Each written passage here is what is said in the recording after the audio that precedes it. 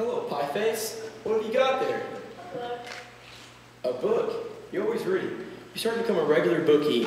Nathan, darling, this is very interesting. The doctor gave it to me. I went to him about my cold. How is your cold?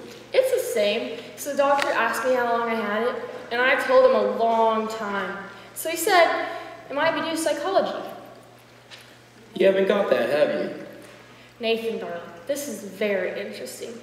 This is the psychology that tells you why girls do certain kinds of things. What do you think I got in this box? Sally's wedding shop. I can't guess. It's a wedding bill. I've had it for 3 years. I won't show it to you because it's bad luck. Would you like to see it?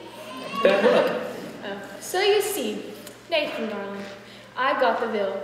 Now all we need is our license and our blood tests. Our what? Blood tests. It's a law.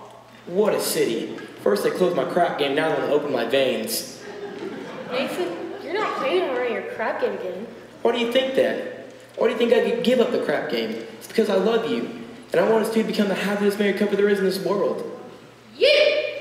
I'm all dated up with Society Max and he breaks it on account of your dopey crap game. Honestly, Adelaide, look at me. I'm down on my knees.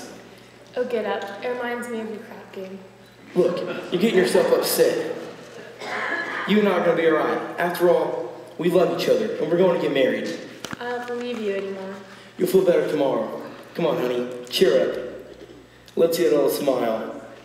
That's my girl. See you tomorrow.